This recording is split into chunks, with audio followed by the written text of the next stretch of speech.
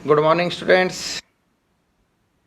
पिछली वीडियो में हमने मूल अधिकार या मौलिक अधिकारों का टॉपिक लिया था और मूल अधिकार या मौलिक अधिकारों का जो टॉपिक हमने लिया था बेसिकली भारतीय राज्य व्यवस्था का टॉपिक है, भारत के संविधान का टॉपिक है। बीए सेकेंड ईयर में आपके पेपर चलता है भारतीय राज्य व्यवस्था, उसका एक बहुत ही महत्वपूर्ण टॉपिक है। प्रतियोगिता परीक्षाओं में भी मूल अधिकारों के टॉपिक से बहुत सारे क्वेश्चंस पूछे जाते हैं।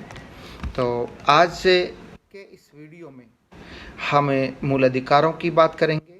मूल अधिकारों का जो पिछला वीडियो था उसमें मूल अधिकारों से संबंधित कुछ महत्वपूर्ण बातें मैंने आपको बताई थी और मूल अधिकारों से संबंधित कुछ महत्वपूर्ण बातें जो संविधान के भाग 13 में अनुच्छेद 12 से 35 तक जो मूल अधिकार दिए गए हैं उनके संबंध में हमने डिस्कस किया था और बेसिकली कुछ महत्वपूर्ण बातों के साथ अनुच्छेद 12 और 13 के प्रावधान हमने डिस्कस किए थे और मैंने आपको बताया था कि भारत के संविधान में 7 मूल अधिकार दिए गए हैं।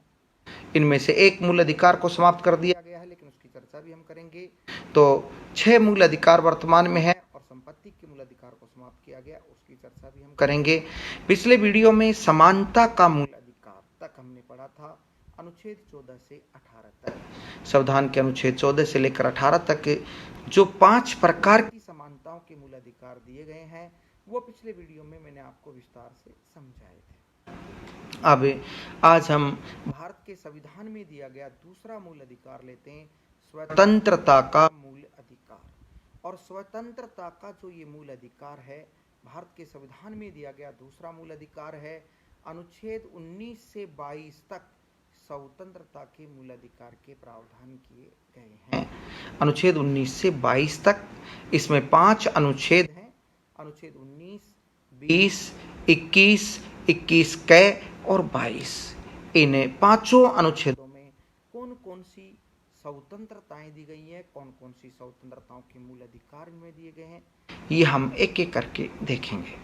सबसे पहले हम लेंगे अनुच्छेद 19। स्वतंत्रता के मूल अधिकार के अंतर्गत पहला अनुच्छेद है अनुच्छेद 19 और अनुच्छेद 19 में कौन कौन सी स्वतंत्रताएं या कौन कौन सी स्वतंत्रताओं के मूल अधिकार हमको दिए गए हैं ये मैं आपको समझाऊंगा। तो अनुच्छेद 19 की बात करें तो अनुच्छेद 19 में बेसिकली एक नहीं, दो नहीं, 7 स्वतंत्रताएं दी गई हैं। 7 स्वतंत्रताएं मूल अधिकार के रूप में हमें दी गई हैं और इन 7 स्वतंत्रताओं में से एक स्वतंत्रता को समाप्त किया गया है संपत्ति के मूल अधिकार के साथ साथ। अनुच्छेद 19 में दी गई एक स्वतंत्रता को जिसका संबंध संपत्ति की स्वतंत्रता से है उसको समाप्त किया गया। उसका पूरा विस्तार से हम चर्चा करेंगे कि अनुच्छेद 19 में जो 7 स्वतंत्रता दी गई हैं वो कौन कौन सी स्वतंत्रताएं हैं। एक बात मैं आपको बता दूं कि अनुच्छेद 19 में जो 7 स्वतंत्रता दी गई है उसके लिए अनुच्छेद 19 में 7 पेरा बनाए गए हैं, 7 अनुच्छेद बनाए गए हैं।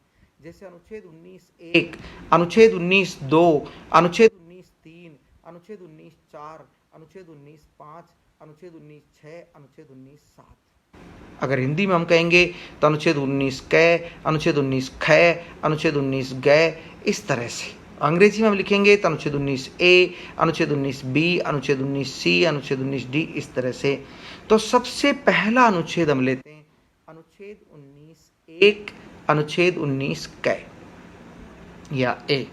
तो अनुच्छेद 19(a) में जो मूल स्वतंत्रता है वह है विचार एवं अभिव्यक्ति की स्वतंत्रता। जो मूल स्वतंत्रता है वह है विचार एवं अभिव्यक्ति की स्वतंत्रता। अर्थात संविधान के अनुच्छेद 19(1) में भारत के सभी नागरिकों को विचार एवं अभिव्यक्ति की स्वतंत्रता का मूल अधिकार दिया गया है। अर्थात प्रत्येक व्यक्ति को अपने विचारों को अभिव्यक्त करने या बोलने की स्वतंत्रता है, मूल अधिकार है। किसी भी व्यक्ति को अपने विचारों को व्यक्त करने या बोलने से नहीं रोका जा सकता। उसे अपने विचारों को व्यक्त करने या बोलने की स्वतंत्रता का मूल अधिकार है। और विचार एवं अभिव्यक्ति की स्वतंत्रता में ही भाषण एवं प्रेस की स्वतंत्रता को भी अंतर्निहित माना गया है कि कोई भी व्यक्ति अपने विचार व्यक्त करता है तो सामूहिक रूप से या सार्वजनिक रूप से वो भाषण देकर या प्रेस या मीडिया में लिखकर या बोलकर अभिव्यक्त करता है। तो विचार एवं अभिव्यक्ति की स्वतंत्रता, इसी में भाषण एवं प्रेस की स्वतंत्रता भी दी गई है। लेकिन मैं आपको एक इंपॉर्टेंट बात बताता हूं विद्यार्थियों, सर्वोच्च न्यायालय ने या उच्च न्यायालय ने समय समय पर विचार एवं अभिव्यक्ति की स्वतंत्रता जो है उसकी व्याख्या की है। अनुच्छेद 19 की व्याख्या की है कि इसमें और कौन कौन सी स्वतंत्रताएं अंतर्निहित मानी जाए या जाती हैं। तो सर्वोच्च न्यायालय या उच्च न्यायालय के निर्णयों के अनुसार अनुच्छेद 19(1) में कुछ अन्य स्वतंत्रताओं को भी स्पष्ट किया गया है या अंतर्निहित माना गया है। जैसे मैंने एक तो आपको अभी बताई थी, विचार अभिव्यक्ति की स्वतंत्रता में भाषण एवं प्रेस की स्वतंत्रता। दूसरी हम ले सकते हैं विज्ञापन की स्वतंत्रता। अनुच्छेद 19(1) में जो विचार अभिव्यक्ति की स्वतंत्रता का मूल अधिकार है उसमें विज्ञापन की स्वतंत्रता को भी अंतर्निहित माना गया है। कोई भी व्यक्ति किसी भी प्रकार का कोई विज्ञापन देकर चाहे वो विज्ञापन किसी भी रूप में, होर्डिंग के रूप में हो, वो ऑडियो के रूप में हो, वो वीडियो के रूप में हो, वो अखबारों में विज्ञापन हो, किसी भी प्रकार का कोई विज्ञापन देकर उस विज्ञापन के माध्यम से अपने विचारों को अभिव्यक्त कर सकता है। इलेक्ट्रॉनिक मीडिया की स्वतंत्रता, प्रेस और मीडिया की हमने बात की। इसमें स्पष्ट है, सर्वोच्च न्यायालय ने अपने एक निर्णय में कहा कि इलेक्ट्रॉनिक जो मीडिया है, इलेक्ट्रॉनिक मीडिया के माध्यम से जो विचारों की अभिव्यक्ति होती है वो भी अनुच्छेद 19 में दी गई स्वतंत्रता के मूल अधिकार का ही एक भाग है। इसमें एक इंपॉर्टेंट बात हम ले सकते हैं, फिल्म निर्माण की स्वतंत्रता।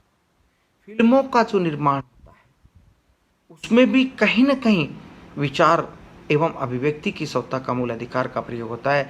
फिल्म निर्माण में जो पात्र होते हैं वो अपने विचारों को स्वतंत्र रूप से अभिव्यक्त करते हैं।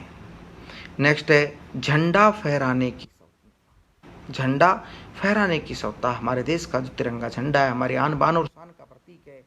हम उस झंडे को व्यक्तिगत रूप से फहरा सकते हैं अपने मकान या अपने प्रतिष्ठानों पर, क्योंकि उससे भी हमारे देशभक्ति के विचार की अभिव्यक्ति होती है।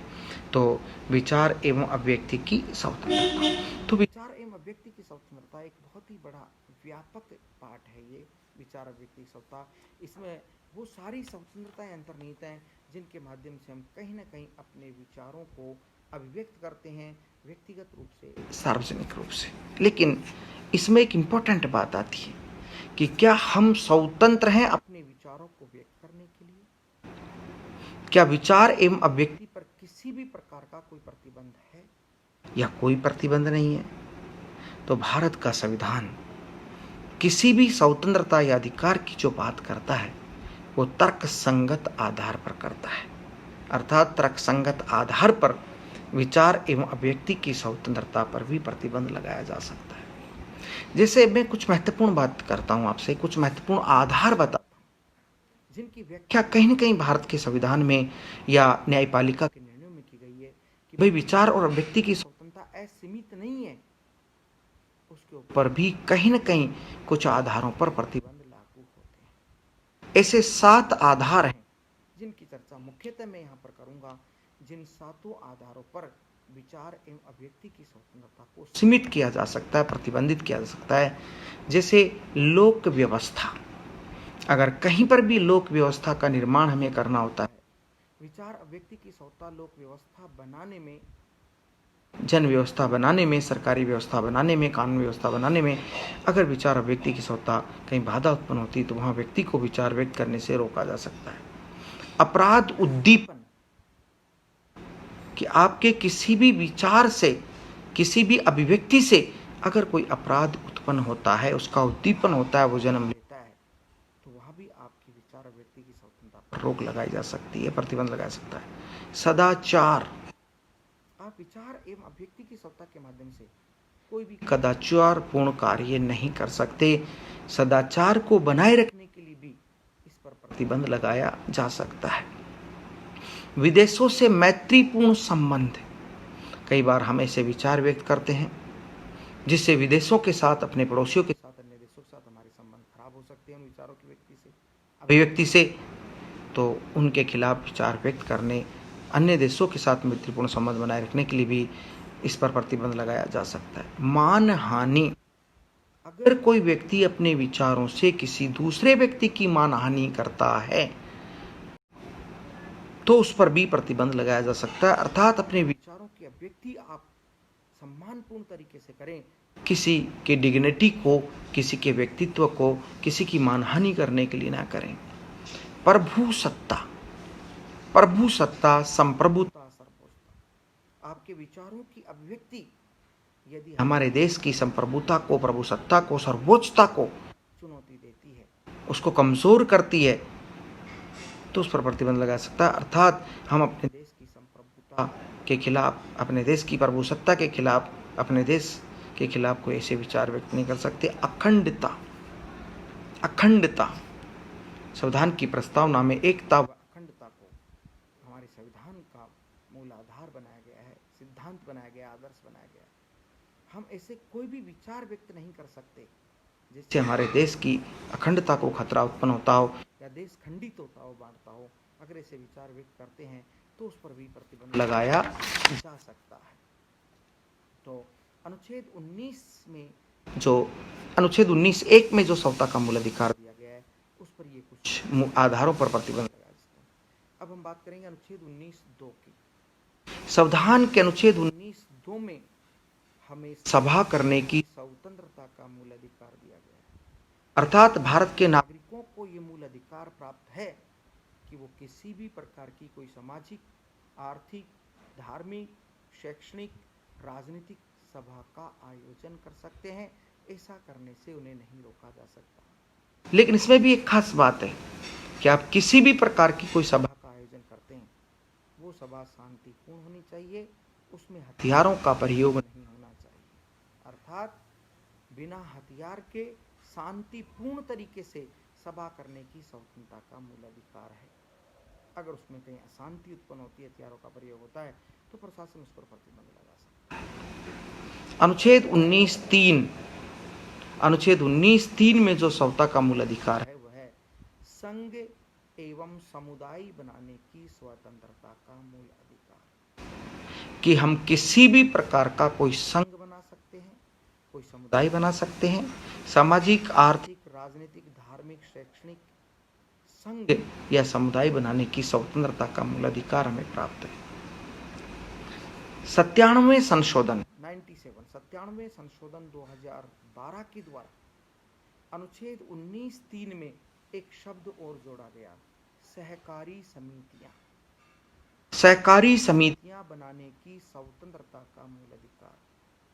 हम सामूहिक उत्थान के लिए, सामूहिक कल्याण के लिए, समाज के कल्याण के लिए किसी भी प्रकार की कोई सहकारी समिति बना सकते हैं। इसका मतलब ये हुआ कि अनुच्छेद 19(3) में अब 3 प्रकार की शब्दावलियों का प्रयोग होता है: संघ, समुदाय एवं सहकारी समितियां बनाने की स्वतंत्रता का मूल अधिकार। अनुच्छेद 19(4) संविधान का अनुच्छेद 19(4) हमें ये मूल अधिकार देता है कि हम संपूर्ण भारत में, संपूर्ण देश में कहीं पर भी आ सकते हैं, जा सकते हैं, भ्रमण कर सकते हैं, यात्रा कर सकते हैं, विचरण कर सकते हैं। तो पूरे देश में कहीं पर भी आने जाने, भ्रमण करने, यात्रा करने, विचरण करने की स्वतंत्रता का मूल अधिकार अनुच्छेद 19(4) में दिया गया है। अनुच्छेद 19(5) में जो मूल अधिकार हमें दिया गया है स्वतंत्रता का, वो मूल अधिकार है भारत के किसी भी हिस्से में, किसी भी भाग में रहने, निवास करने, बसने की स्वतंत्रता का मूल अधिकार। हम भारत के किसी भी क्षेत्र में जाकर, किसी भी भाग में जाकर रह सकते हैं, बस सकते हैं, निवास कर सकते हैं, घर बना सकते हैं। ये मूल अधिकार अनुच्छेद 19(5) में दिया गया है। अनुच्छेद 19(6) में संपत्ति के अर्जन, उसके धारण एवं उसके व्यय की स्वतंत्रता का मूल अधिकार दिया गया था कि हम किसी भी प्रकार की कोई संपत्ति अर्जित कर सकते हैं, उसे धारण कर सकते हैं, अपने पास बनाए रख सकते हैं, उसको जब चाहे, जैसे चाहे, जहां चाहे हम खर्च कर सकते हैं, व्यय कर सकते हैं।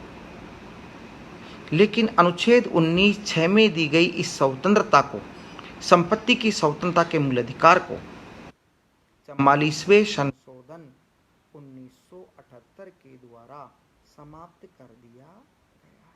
44वें संशोधन 1978 के द्वारा समाप्त कर दिया गया है। अब अनुच्छेद 19 अनुच्छेद 19(7), अनुच्छेद 19 में अंतिम स्वतंत्रता अनुच्छेद 19(7, और अनुच्छेद 19(7 की बात करें तो अनुच्छेद 19(7 में वृत्ति, उपजीविका, व्यापार एवं व्यवसाय करने की स्वतंत्रता का मूल अधिकार दिया गया है। हम किसी भी प्रकार की कोई वृत्ति कर सकते हैं, वृत्ति का मतलब कार्य, किसी भी प्रकार की कोई वृत्ति या कार्य कर सकते हैं, किसी भी प्रकार की आजीविका के साथ कोई अन्य उपजीविका का साधन अपना सकते हैं, कोई भी व्यापार या व्यवसाय कर सकते हैं।